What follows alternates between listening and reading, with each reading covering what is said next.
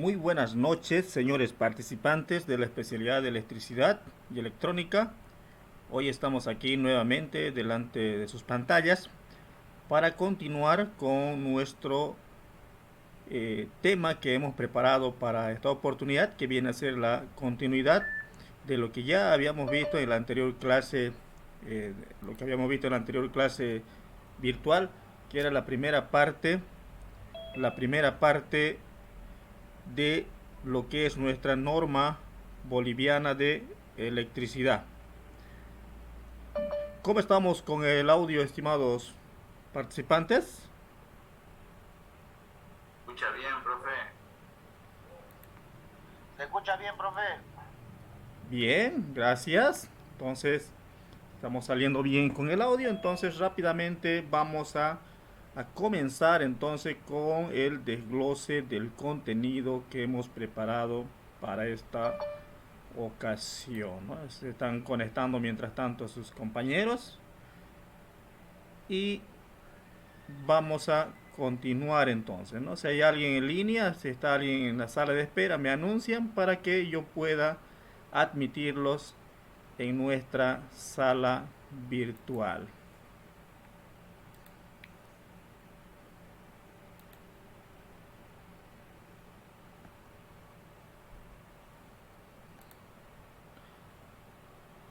Bien, entonces vamos a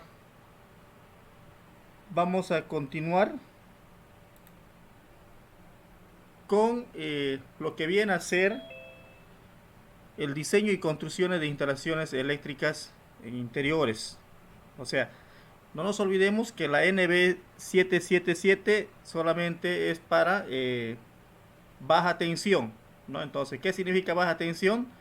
Desde 0 a 1000 voltios, ¿no? Entonces, hoy vamos a ver lo que vienen a ser las características para los circuitos de toma corriente, ¿no? Entonces, como pueden ver en pantalla, antes confírmenme por favor si es que se está viendo en sus pantallas. Sí, se ve, profe. Bien, ahí tenemos entonces lo que viene a ser el circuito de toma corrientes, ¿no? Tenemos algunas características que se debe considerar cuando hablamos de circuitos de toma corriente. Por ejemplo, dice que en todo circuito destinado a toma corrientes debe adoptarse 200 vatios por toma. Es decir, por cada toma que nosotros hagamos una instalación eléctrica se debe considerar como máximo 200 vatios de potencia, ¿no? Ahora, si nos fijamos en el aspecto número 2, también nos indica que la potencia máxima de un circuito de toma corriente no debe ser mayor a 4000 vatios, ¿no? Entonces, estos datos son muy importantes a tomar en cuenta, ¿no? Dice que la potencia máxima dentro de un circuito de toma corriente no debe ser mayor a los 4000 vatios de potencia, lo que equivale, es decir, a 20 puntos de toma corrientes. ¿Cuántos vatios es por punto? Son 200 vatios. Entonces, si multiplicamos 20, 20 puntos por 200, viene a ser 4000, ¿no? Entonces, cada circuito de toma corriente solamente debe considerarse como máximo en potencia 4000 vatios. Ahora, si nos fijamos en el tercer punto, lo que nos dice nuestra norma boliviana de electricidad, la NB777, dice que todos los circuitos de toma corriente deben contar con un punto de conexión al conductor de protección.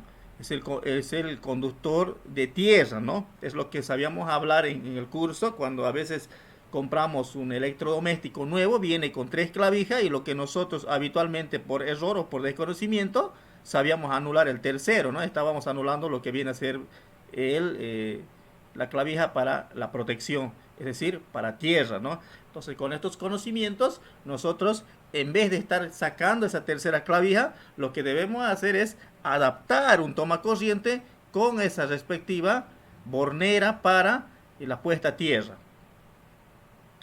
Ahora, otro punto importante también con relación al toma corriente, nos dice, por ejemplo, en el punto 4, la cocina es el lugar que más electrodomésticos tienes.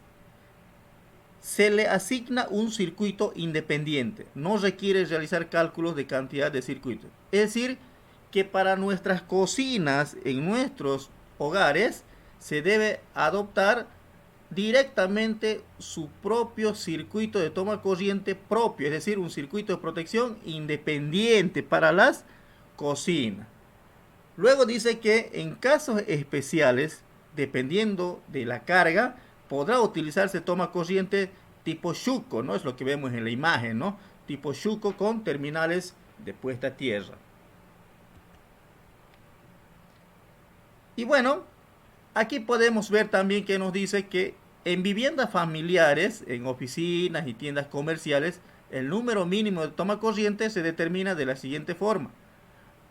Una toma por cada 3.6 metros. O sea, la distancia que debe haber desde un toma a otro, según la norma, es de 3.6 metros, ¿no? Entonces, este dato también se debe considerar. Una toma a 1.8 metros del ingreso de la puerta. Es decir, tenemos que más o menos considerar esta distancia si queremos realizar la instalación de un toma corriente. No es nomás de poner entonces a cualquier distancia. Bueno, aquí tenemos también algunas distancias, algunas medidas, que este material también lo vamos a subir a la plataforma para que ustedes puedan analizarlo más detenidamente, ¿no? Ahora estamos viendo de manera general para que ustedes tengan un conocimiento con relación a lo que nos indica la norma boliviana de electricidad cuando hablamos de circuitos de toma corrientes. Bueno, aquí tenemos también otro aspecto muy importante que viene a ser, dice que los tomacorrientes en cocinas y en cuartos de baño y en ambientes destinados a niños deben tener una protección diferencial de circuito siempre y cuando la configuración eléctrica le permita. Bueno, esto hemos visto en anteriores clases también, que es indispensable siempre en nuestros tableros de distribución implementar lo que viene a ser el disyuntor diferencial. ¿Para qué? Es para proteger a las personas, ¿no? Entonces la norma nos dice que hay que también instalar un disyuntor para estas instalaciones. Bueno, aquí vemos también un punto muy importante, ¿no? Que nos habla la norma, que nos indica que para instalaciones de toma corrientes a la intemperie se debe cumplir con las siguientes condiciones. Puntos en espacio semicubierto, es decir, en la parte de afuera de los hogares, deben tener un grado de protección como mínimo IP44. O sea, ¿qué significa IP44? Son las protecciones para humedad, para el agua. Ya más adelante vamos a ver este tipo de protecciones cuando habla de IP44, IP45. También nos dice la norma con relación a los tomacorrientes, fíjense, dice que en una vivienda unifamiliar se debe instalar al menos un punto de toma corriente accesible en las siguientes ubicaciones: frontis de la vivienda, lateral de la vivienda, posterior de la vivienda. En tiendas comerciales se debe instalar en el exterior al menos un punto de toma corriente y si corresponde una toma de fuerza destinado al uso de suministro de anuncios luminosos, ¿no? Es decir, para no estar cableando desde la parte interna del hogar, entonces la norma nos permite hacer la conexión de un toma corriente hacia afuera de nuestras tiendas, de nuestros domicilios, justamente para estas luces de emergencia.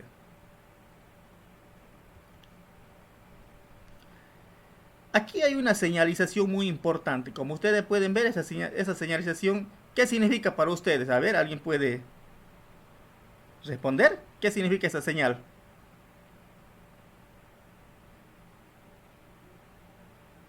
Adelante, active su micrófono.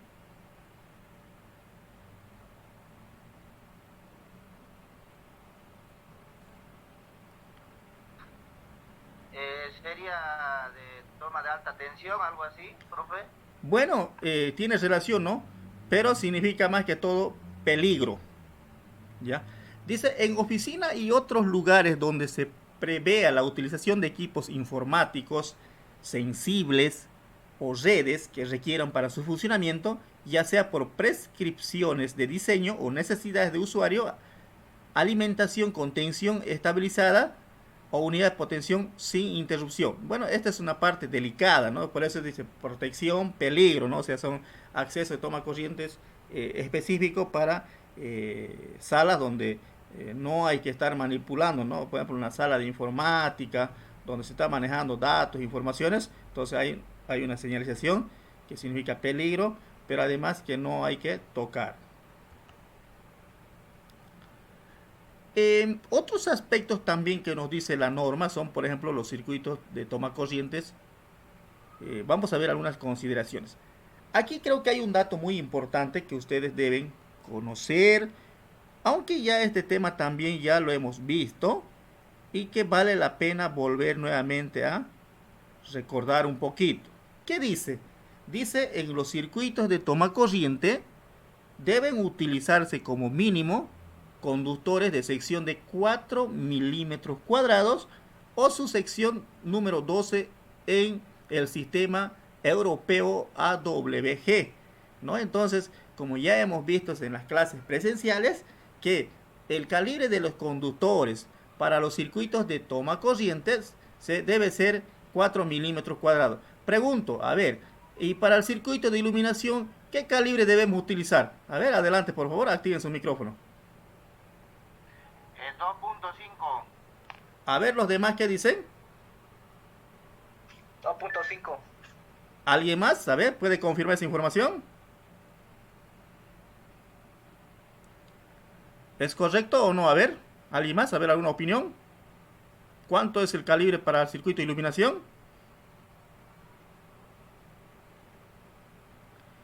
Cristian.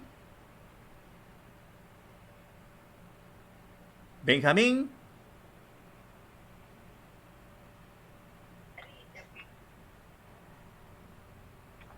2,5, profe. 2,5, correcto, ¿no? Entonces el calibre de conductor para el circuito de iluminación es 2.5 y para el toma corriente es 4 milímetros cuadrados, ¿no? Esto lo dice la norma, ¿no? No lo decimos nosotros, ¿no? Entonces estamos trabajando nosotros con valores reales, enmarcados en lo que dice nuestra norma boliviana de electricidad, que es la NB 777. Ahora, fíjense en el punto 2. Nos dice también que en instalaciones interiores de departamentos o casas destinadas a vivienda, la potencia total instalada por circuito de toma corriente debe ser como máximo de 3.400 vatios. Es decir, si bien inicialmente dice que el total no debe pasar los 4.000 vatios, pero ya cuando hablamos ya de instalaciones dentro de un departamento o de una vivienda, no debe pasar de los 3.400 vatios de potencia. ¿Y qué pasa con los 600 vatios? Si dice 4.000 inicialmente, es que eso sirve para adicionar, es como una tolerancia, ¿no? Que se puede adicionar algún otro artefacto, algún equipo, podríamos estar adicionando. Ahí ya no tenemos que pasar de los 4.000. Si nos pasamos de los 4.000, automáticamente hay que adecuar otro circuito de toma corriente con su propio interruptor termomagnético. Ahora, para efectos de cálculo, el factor de potencia que debe adoptarse será 0.95. Este es el factor de potencia, ¿no? Cuando hablamos de una instalación dentro de un departamento, factor de potencia 0.95%. Aunque nosotros, para ser más precisos, estamos trabajando con 0.90, aunque la norma dice 0.95, ¿no? Nosotros consideremos siempre 0.90, ¿no? Si alguien te quiere trabajar con 0.95, no incide mucho, ¿no? Pero esos son los márgenes, ¿no? Con los cuales nosotros podemos trabajar, que nos permite la norma. Ahora, fíjense en el último punto. Este punto también, que es muy importante, nos dice que los equipos con una potencia, escuchen bien, los equipos con una potencia igual o mayor a 2.000 vatios deben alimentarse con circuitos independientes, llamados circuitos de fuerza. Es decir, cuando nosotros vamos a denominar circuito de fuerza, cuando el consumo sea 2.000 vatios o mayor a 2.000, ¿no? Entonces ahí ya nosotros necesitamos hacer un nuevo circuito de toma corriente denominado circuito de fuerza. Bueno, como pueden ver aquí tenemos un cálculo, más o menos, ¿Están viendo la imagen del plano que estamos mostrando? A ver, por favor, confirmen si están viendo el plano. Sí, se ve, profe. Correcto. Bien, ahí tenemos un pequeño plano, ¿no? Con diferentes toma corrientes, y ahí está la forma en cómo nosotros debemos calcular, ¿no? Dice, por ejemplo, la solución es una potencia por cada punto de 200 vatios. Bueno, eso es lo que dice la norma, ¿no? Que cada punto equivale a 200 vatios. Primero asignamos un circuito para la cocina y otro para el baño. Eso es lo que también indica la norma, ¿no? La cocina debe tener su propio circuito, y el baño, que corresponde a la ducha, también debe tener su propio circuito de toma corriente. Ahora, si analizamos, dice el número de puntos en el resto del departamento, ¿cuánto es? 15. Dice que en este departamento tenemos 15 puntos de toma corriente, sin tomar en cuenta los que están en la cocina y en el baño. Son 15, ¿no? Número de puntos en el resto del departamento, 15. La potencia total en el toma corriente, ¿cuánto sería? Sabemos que cada punto es 200 vatios. Entonces simplemente lo que hacemos es multiplicar 15 por 200. ¿Cuánto tenemos como resultado? Tenemos 3000 vatios, ¿no? Entonces para esos 15 puntos restantes vamos a tener una potencia de 3000 vatios. Ahora, ¿cuál es la fórmula? El número para calcular el número de circuitos, para saber cuántos circuitos vamos a necesitar, hacemos simplemente la sumatoria en vatios, ¿no? Es decir, los 15 puntos por los 2000 vatios, que significa 3000, ¿no? Entonces, reemplazamos valores, número de circuitos, ¿cuánto es el total de potencia? 3000. Dividimos entre ¿cuánto? Entre el valor máximo permitido. En este caso viene a ser 3400 vatios. Dividimos eso, 3000 entre 3400, y nos da como resultado 0.88. Es decir, ni siquiera ha llegado a 1, ¿ya? Entonces, tranquilamente para este circuito, para saber cuántos circuitos vamos a necesitar para estos 15 puntos, sería automáticamente los redondeamos a 1, ¿ya? Entonces, para esos 15 puntos, sin contar la cocina y el baño, vamos a necesitar simplemente un solo punto. Eso es lo que nos dice aquí este ejercicio. Ahora, si la respuesta sería 1.2, 1.3, automáticamente ese decimal sobrante nos está diciendo que hay que habilitar automáticamente otro circuito para esos toma corriente, ¿ya? ¿Se entiende, jóvenes, la fórmula?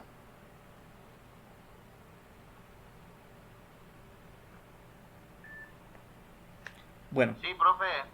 Muy bien. De todas maneras, vamos a hacer en la clase presencial, también vamos a hacer algunos circuitos, o ustedes mismos van a trabajar tomando en cuenta todos sus tomas corrientes, y van a calcular al final si corresponde tener solamente un circuito, si corresponde tener dos circuitos en sus respectivos hogares, ¿no? Entonces ustedes van a hacer la sumatoria con esta fórmula. De esta forma vamos a ir reemplazando solamente los valores. Bien, vamos entonces a continuar.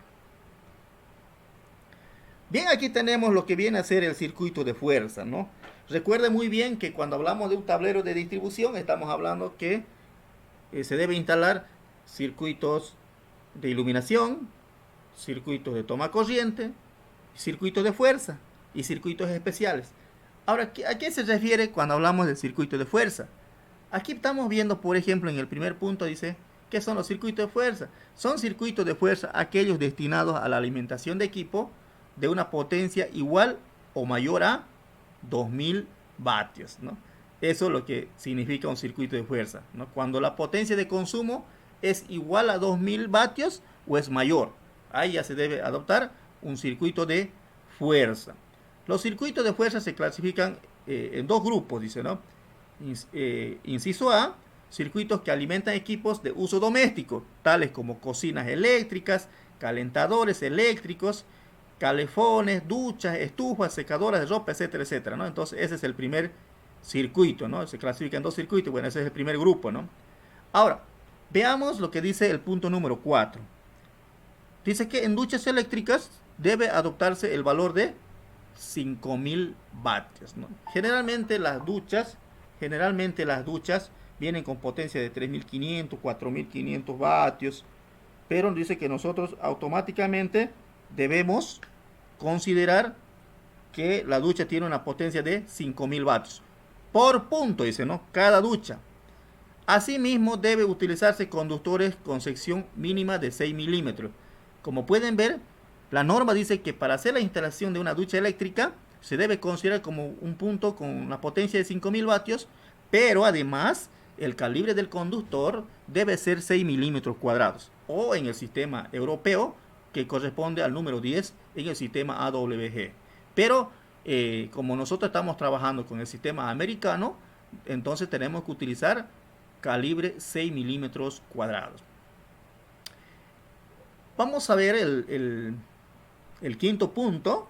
Dice que en caso de cocinas eléctricas destinadas a viviendas unifamiliares, es decir, las que no son industriales,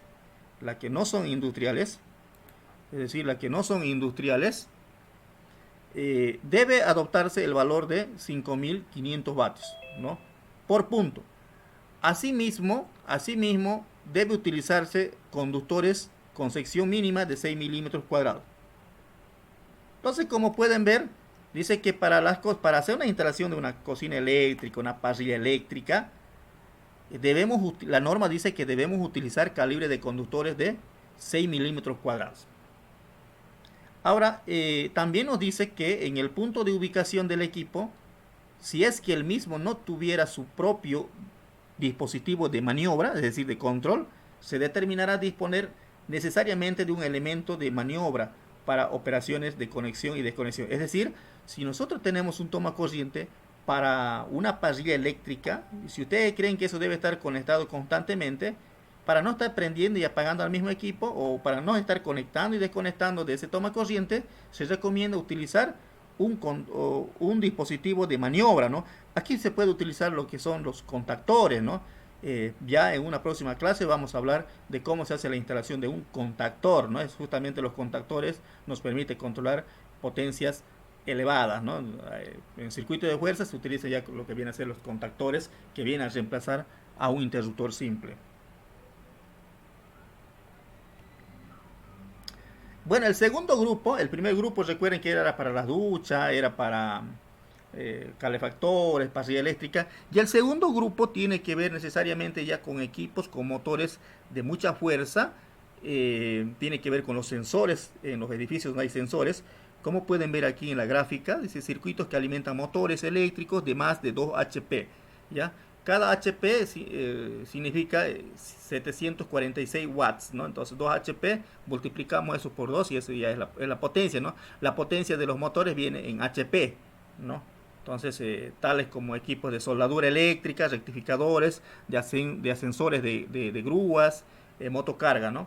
En la misma imagen, por ejemplo, en la imagen izquierda, dice violación, dice, ¿no? Receptable, bueno, es un término en inglés. Lo que nos quiere decir es que nosotros, por ejemplo, si tenemos una ducha eléctrica, no podemos ahí instalar un toma corriente, porque ahí sería un peligro, ¿no? Entonces eso no hay que hacer eso, ¿no? Y donde dice OK, ese es el interruptor de maniobra, ¿no? De maniobra para que nosotros, mientras nos estamos duchando, no tengamos que estar ahí donde se hace el cambio de tibio más caliente. Si nosotros estamos duchándonos y estamos tratando de manipular, ahí nos podemos electrocutar, ¿no? Entonces, para ello, dice de que cuando queremos prender y apagar, hay que poner su propio interruptor, ¿no? Eso es lo que nos dice, ¿no? Hay que tomar en cuenta siempre estas recomendaciones, estos aspectos que nos dice la norma boliviana de electricidad.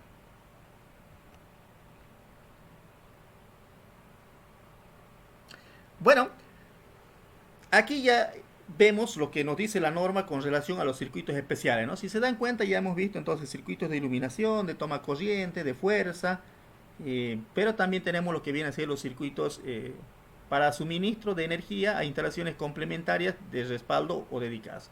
Ustedes pueden ver, hay dos imágenes. Una es un sensor de movimientos, una cámara, ¿no? Pero ¿qué dice? El primer punto dice que son circuitos que alimentan cargas no comprendidas en las definiciones anteriores. Ejemplo, circuitos de alimentación de muy baja tensión, tales como los de comunicaciones internas, de inmueble, sistema de protección, de objetos valiosos, ¿no?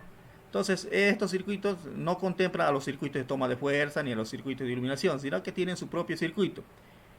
Nos dice además en el punto número 2 que los circuitos complementarios de seguridad con tensiones máximas de 24 voltios, es decir, que estas máquinas generalmente trabajan con 12 voltios, 24 voltios, 15 voltios, con ese voltaje trabajan la mayoría de estas máquinas. Además trabajan ya con fuente, es decir, con tensión rectificada, ¿no? Una tensión de corriente continua, es decir, una corriente ya con una polaridad definida, que tiene un positivo y un negativo, ¿no?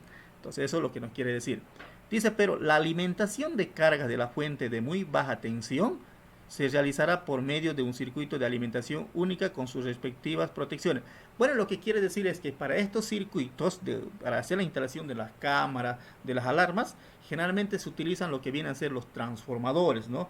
¿Para qué sirve un transformador? Un transformador generalmente se utiliza para reducir los 220 voltios que nosotros sabemos que llegan a nuestros hogares, reducir hasta 24, 12 voltios, hasta el voltaje indicado, el voltaje que requieren estos equipos como ser cámaras o alarmas de vigilancia, ¿no? Entonces se utiliza transformadores. Para ello hay que hacer otro tablerito aparte, tenemos que hacer si el caso así lo amerita.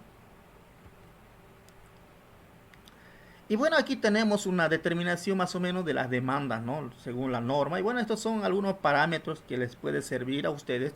Por ejemplo, un foquito ahorrador en la cocina, una potencia de 15 watts. Si tenemos un foquito, por hora podemos hacer funcionar 4 horas y tiene un consumo de kilowatt, 1800 kilowatts, ¿no?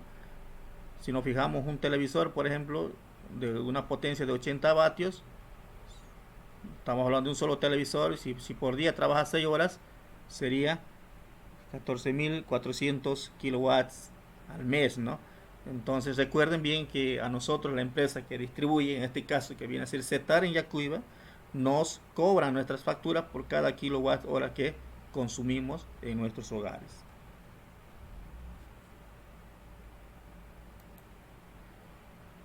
Bueno, aquí hay otro aspecto, ¿no? La vivienda unifilar, cómo se categorizan, se van a ir categorizando, ¿no? Las potencias, ¿no? Por ejemplo, dice que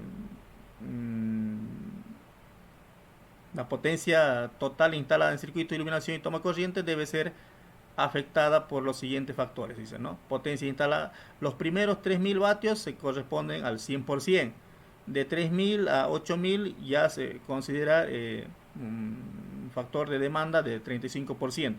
Bueno, estas tablitas también nosotros lo vamos a ir desglosando en la clase presencial, ¿no? Para calcular las demandas que necesitamos. Bueno, también la norma nos habla de los niveles de consumo y también de las demandas, ¿no? Por ejemplo, demanda mínima, demanda media y demanda elevada, ¿no? ¿Cuándo se considera una demanda máxima o mínima o media, ¿no? Entonces, mínimo hasta 500 kilowatts, ¿no? Eso es lo que dice, ¿no? Demanda de tipo medio hasta 1000 kilowatts y elevado mayor a 1000 kilowatts, ¿no? Bueno, simplemente son complementos esto, ¿no?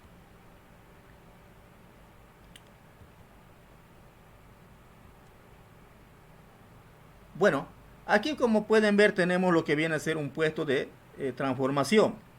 Fíjense aquí, nos dice que cuando la demanda máxima supere los 50.000 vatios, debe preverse espacio físico para la instalación de un puesto de transformador. Es decir, cuando ya, por ejemplo, si alguien tiene un edificio grande, ¿no? Y la potencia, digamos, supera los 50.000 vatios, entonces hay que pedir a la empresa que nos pueda instalar un transformador, ¿no? Porque si es menor a 50.000 vatios no necesita un transformador, pero si ya pasa los 50.000, entonces amerita tener un transformador.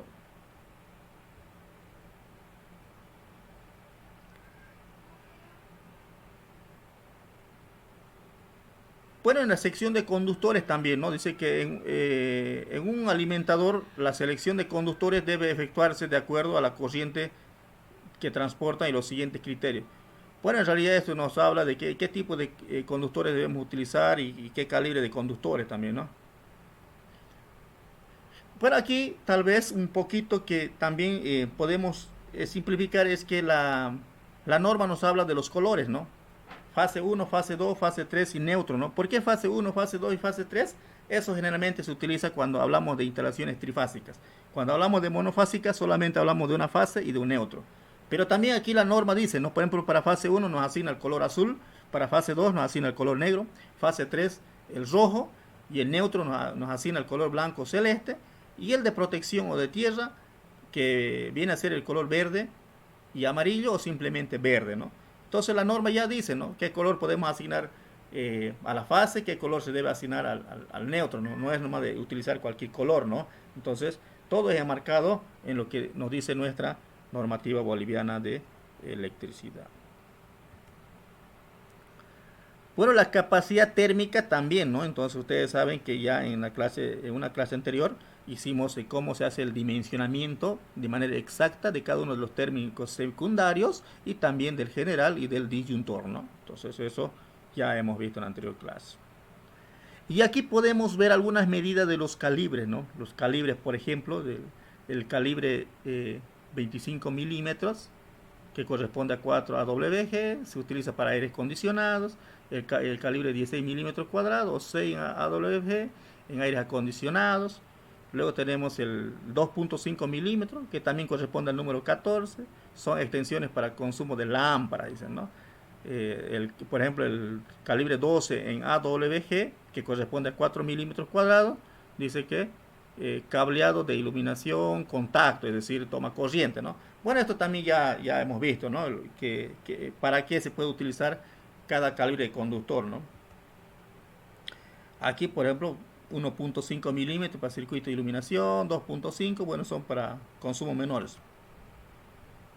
Y bueno, aquí tenemos una tabla, ¿no? de cada calibre de conductor. ¿Cuánto soporta, digamos, ¿no? El calibre de conductor? Por ejemplo, podemos vernos ahí el 2.5, dice que cuando es por ducto va a soportar hasta 15 amperes, pero si es al aire, con 20 amperes. Si nos fijamos, el calibre número 6, por ejemplo, dice que por ducto soporta 30 amperes y al aire 40 amperes. Este material, como les digo, se está grabando esta clase, lo voy a subir posteriormente a la plataforma y ustedes van a poder ver de manera haciendo las pausas correspondientes y poder anotar estos datos de esta tabla de acuerdo a la capacidad que soporta cada amperaje con relación al calibre que ellos tienen, ¿no?